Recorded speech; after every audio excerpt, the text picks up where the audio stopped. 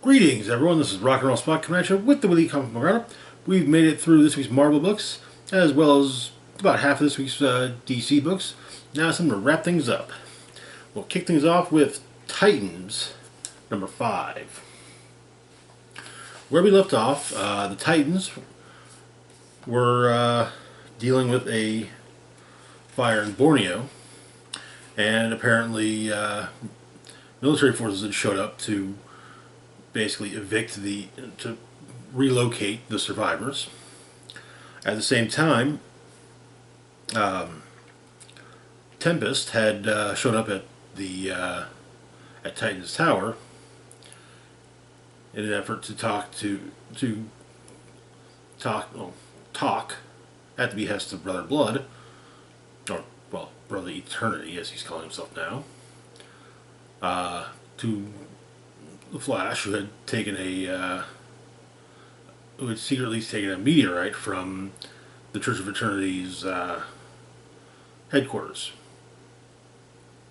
During this, Garth implanted a strange, presumably alien creature into Flash's wife, Linda, who was there to prevent Wally from joining the rest of the team in Borneo, as the time of death when his corpse showed up at Titan's Tower is in the next 24 hours. So the issue begins in Borneo. The Titans are dealing with the soldiers.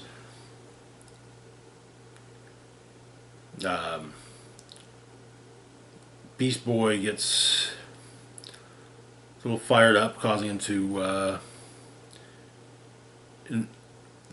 I'm not sure if it's meant to be, it's supposed to be involuntary, but he does end up increasing his size.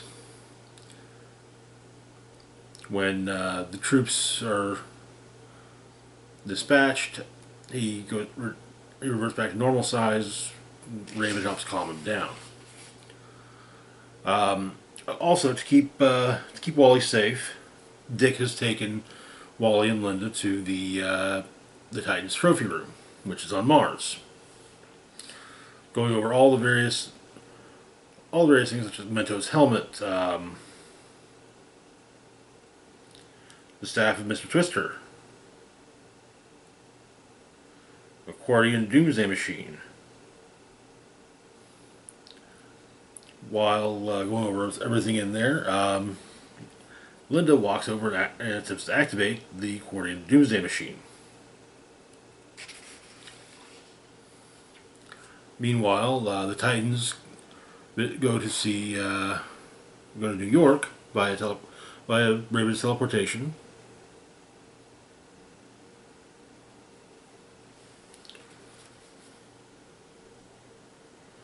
To see Levi come out. The new Swamp Thing. They explain to him what's happened. He knows about what's happened in Borneo, and they wish to they want to replant everything, and they basically want to save Borneo. But Swamp Thing points out that while the idea is sound, there needs to be more than just simple replanting of trees.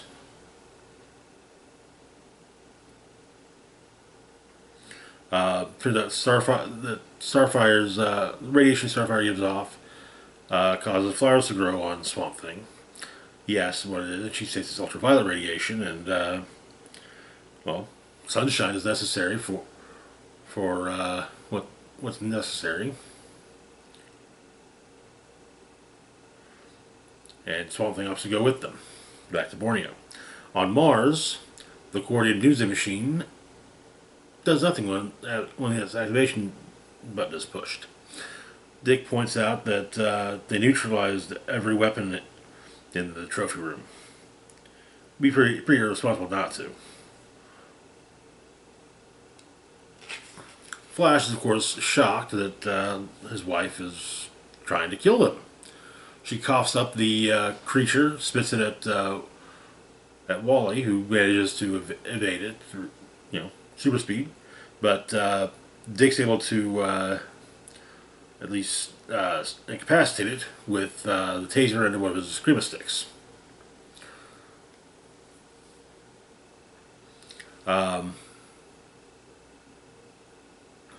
They realize that Garth got put that in her, and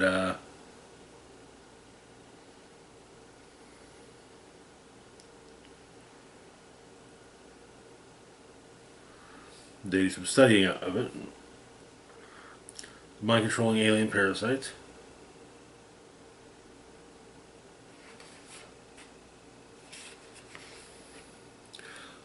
Back in Borneo, Swamp Thing, with the aid of Starfire and Beast Boy especially, basically regrow Borneo. Beast Boy turns into a swarm of insects, with Raven explaining to Swamp Thing that she does worry about when Beast Boy basically transfers his consciousness into a swarm. What happens when one dies? If a bee is eaten or an ant is crushed.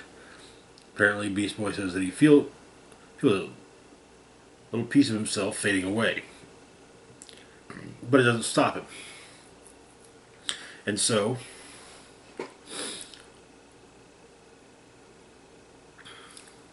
Beast Boy turns into butterflies, dung beetles, ladybugs. Basically everything the forest needs him to be. And ignore the little bits of himself that fade away.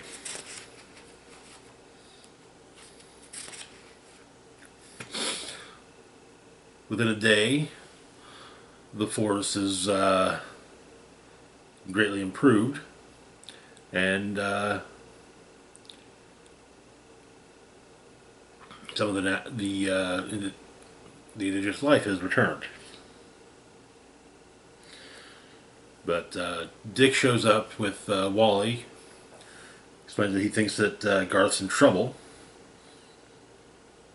There's more going on with the Church of Eternity than the Titans know. But he states that what the Titans have done with Borneo is incredible. And it suggested that perhaps Swamp Thing become a member of the team. Not so much as not the point of not that not with the idea of him like moving into Titan's Tower or anything, but if the occasion arose for if he was needed, basically just being part of a team, that kind of thing. And also, he's a little hesitant though because with him being an Avatar of the Green, but Beast Boy points out he's been an Avatar of the Red, and it's a hell of a burden, overwhelming and isolating. And that the team can, the Titans can make that a lot less lonely. But Swamp Thing agrees.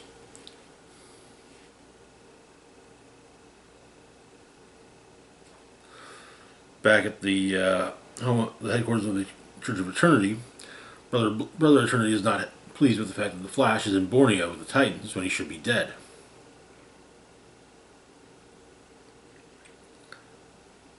Apparently, he was hoping that the Church would have more time, make the planet more hospitable for its new ruler, but the Titans are watching. The probe and its crew are ready. The Zealots believe in them. Believe the lie, so they have to launch the probe now.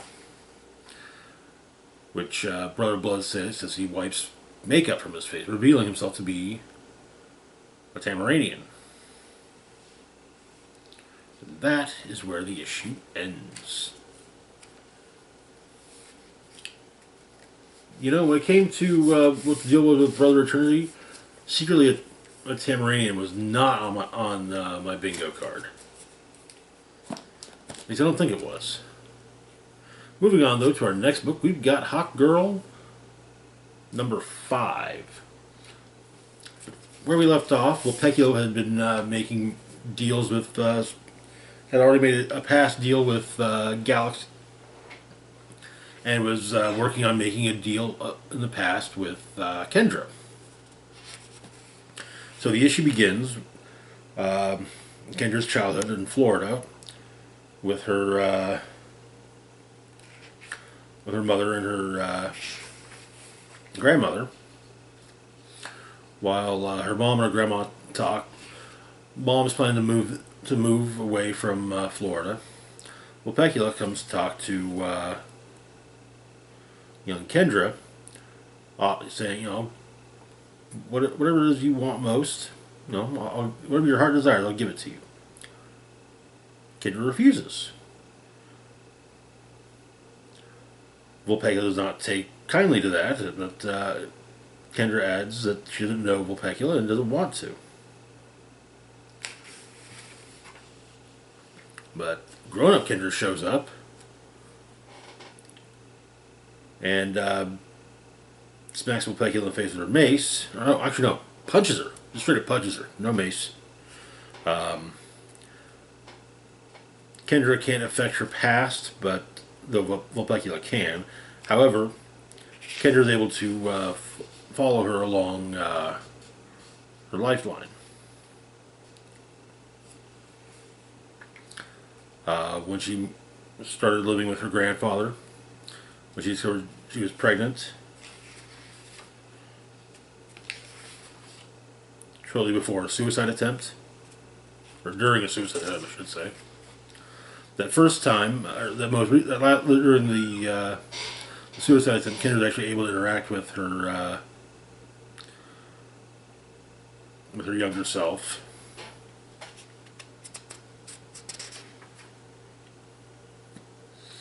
But obviously, Kendra says this very personal, as well she should. The flashback to the previous night in Metropolis, Galaxy and Hawkgirl talking, and Kendra lamenting the fact that she was, she's largely sacrificed being a person for just being a hero.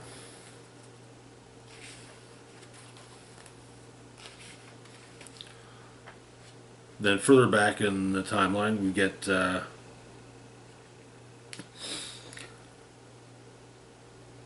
Hawkgirl in Saint Rock fighting a vampire. But once again, Vulpecula attempts to intervene, though Kendra stops her.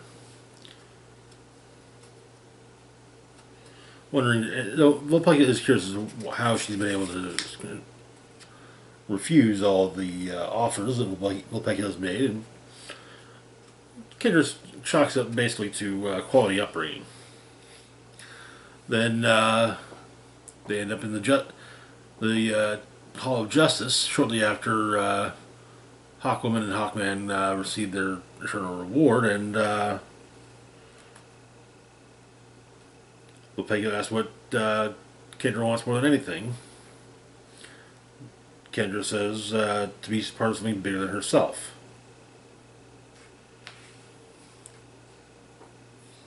And now in Metropolis, Kendra is part of Vulpecula's machine, as is Galaxy. Galaxy can't use her powers, however, Vulpecula can use them. The plan is to open a portal to the Nth World. Doing so seemingly destroys Kendra and presumably everyone else in the lab. Kendra, however, is on the Nth World and turns into a flock of hawks. And that is where the issue ends. Interesting. I like the idea that Hawkgirl was able to, for so much of her life, refuse Vulpecula's offers. Though to be fair, more than a few of those offers were fairly vague.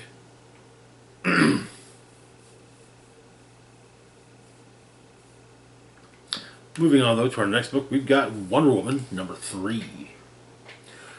Where we left off,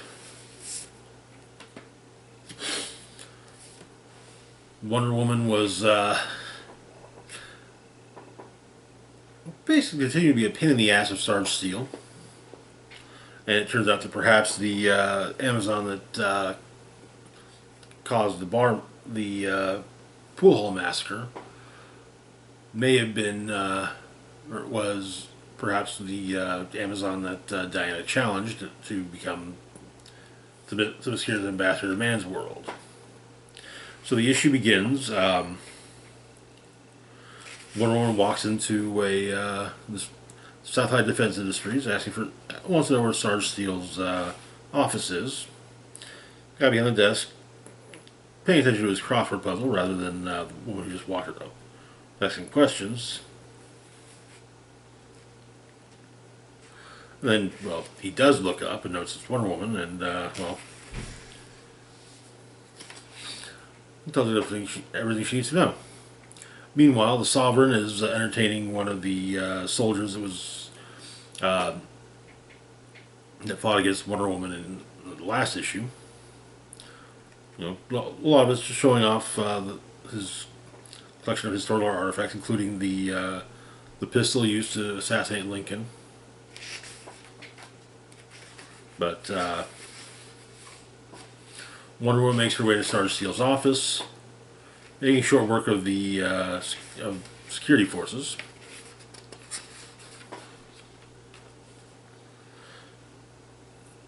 The Sovereign asks the soldier about how he feels about his unit's defeat at Wonder Woman's hands. He's like, yeah, and all. He's like, hey, it happens. She's a superhero, you know. I mean, we're just guys with guns. That's all. And but the Sovereign has something else, another historical artifact to show him: Lasso of Lies.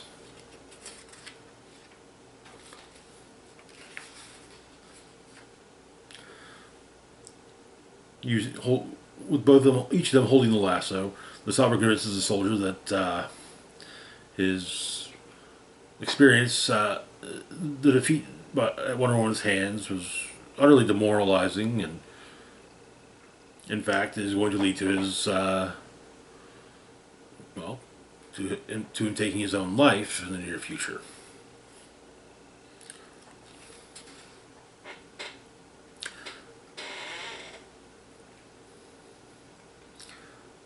Sarge Steel and Wonder Woman talk, though for the entirety of the discussion, Steele's pointing a gun at Wendy.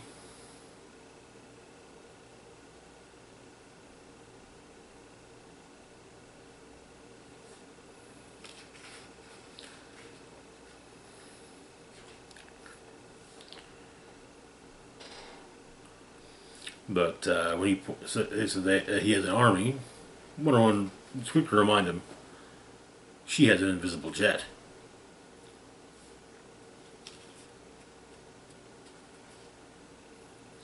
But there's some information about the Starshield does pass along some information about the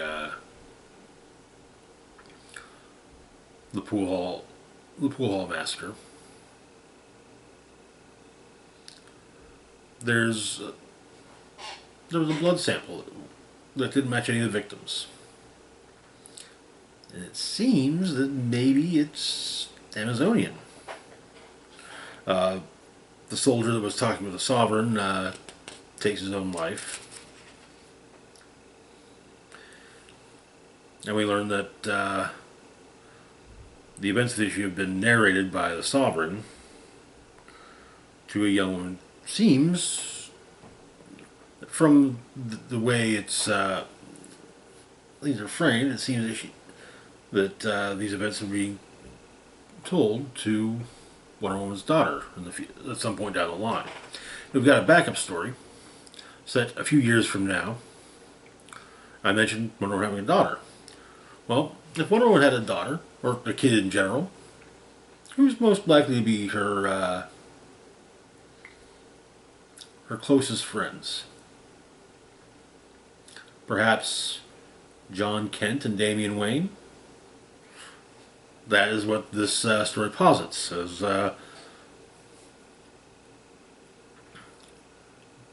John and Damien are watching Wendy's daughter over a weekend at Wayne Manor. Apparently, there's a dam that's burst elsewhere in the world. However, and John insists that he has to go take care of it. But well, Damien gets distracted, and John makes good on that, and so.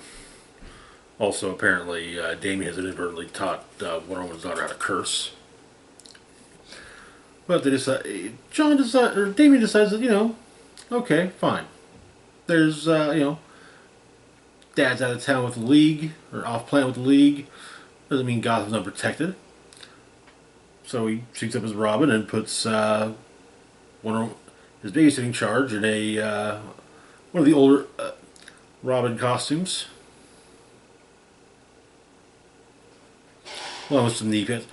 Also teaches her how to tie her shoes. And relates how his grandfather reacted to him having forgotten briefly as a child how to tie his shoes. Stuck in a box with no food or water for a week in the desert. But Damien and his babysitting charge take on Killer Croc, and with a single punch, well, a single kick, one from Wonder Woman's daughter. I think officially the name it's been stated that she'll be named Trinity. Trinity kicks Killer Croc hard enough to put him in traction. But John returns from everything, and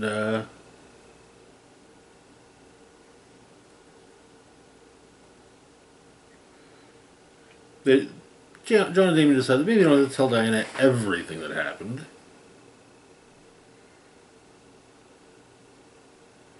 And that is where the story that's where this part of the story ends. Part one of we'll see how many. There have been some teases largely online about the daughter. I think she was also brought up in recent anniversary special. Not certain. So I'm actually quite interested to see how that ends up playing out. So, but moving on to our next book, we've got JSA number 7. Where we left off, the JSA are looking to increase their ranks with and thinking maybe this future version of Huntress, maybe she has the right idea. We open in Los Angeles. Turns out there's a vigilante that's beating up and domestic abusers and giving them tattoos. That way he knows that he's come upon a repeat offender.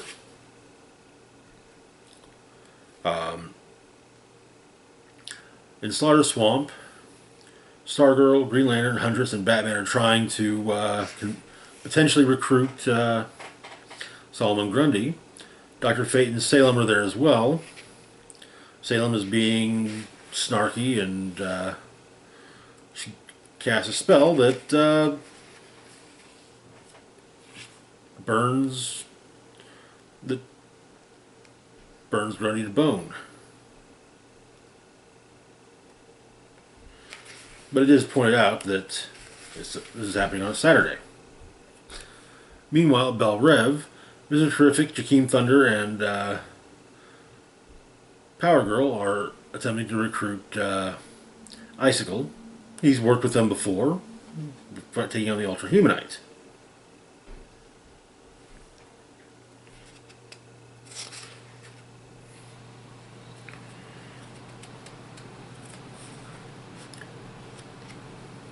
And he kind of, Icicle basically just says, hey, get me out of these heat lamps and, Yeah, I'll play hero again. Though Power Girl is quick to point out that you know she's got built-in heat lamps.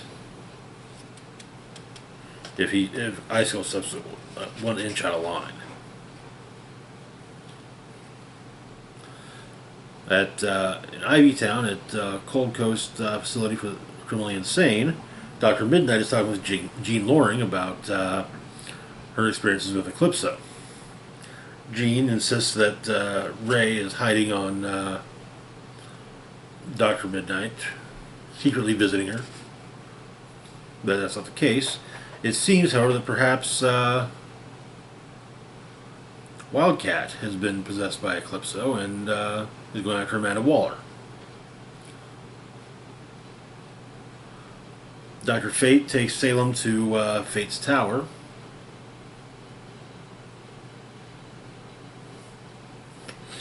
And then opts to send her back, take her to the gate to Limbo Town. But she especially wants the helmet, though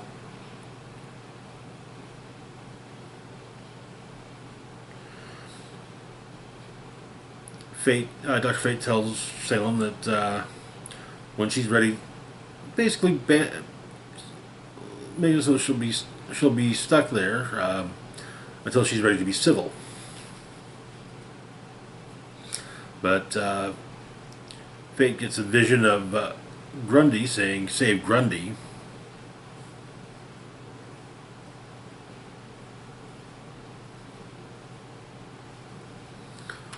When legitimate substitute heroes show up, wanting his help. And that is where the issue ends. Interesting. Like the appearance of the legion of substitute heroes, you see the legion of superheroes not too often. You see the legion of substitute heroes even less often. Moving on, though, to our last one for the week, we've got Jay Garrick, The Flash, #2. So where we left off, Jay Garrick is reacclimated to having a daughter that originally he had been stolen from the memories of the entirety of the world, including his own. And Judy was also dealing with being back in a world that had completely forgotten her. So we open with a flashback to 1941 in Germany. The JSA are dealing with Nazi science experiments, including what appears to be a robot bear that calls itself Robear. Dr. Fate calls forth the Flash, while the Spectre is attempting to discern whether or not the Spear of Destiny is at that location or not. Flash shows up, deals with Robear, and the question is begging: what is being dealt? What's the point of that facility? In the present, Judy is basically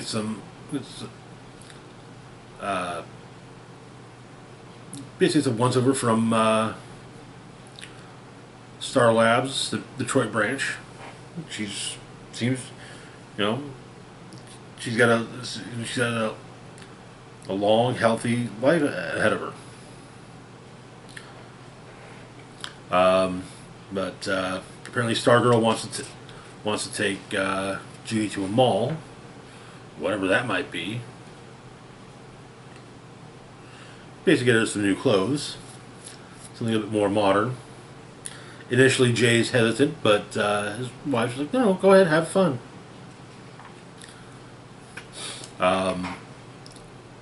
Judy loves the mall, absolutely loves it, but Jay's getting impatient. Part of it being that he's worried that something's coming. Something's coming for her in particular. But Jay goes to quickly check on on Judy, who eats a massive amount of food from the food court as well.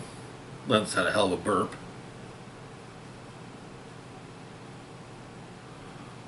But and initially, Jay seems that everything's fine until Robert shows up.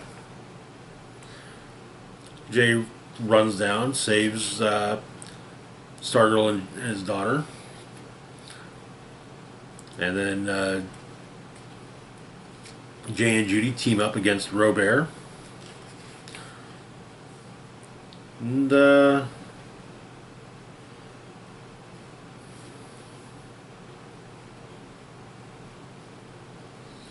as Robert vanishes, he states he'll see Flash and Flash's daughter soon.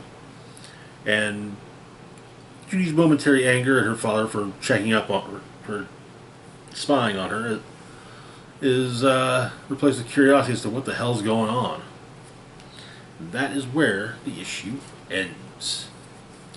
And that's going to do it for this week's roundup. As always, feel free to like, share, and subscribe. Links to my Facebook, Twitter, Mastodon, Patreon, and PayPal can be found in the description box down below. This is Rock and Roll Spock signing off saying, live long and rock hard.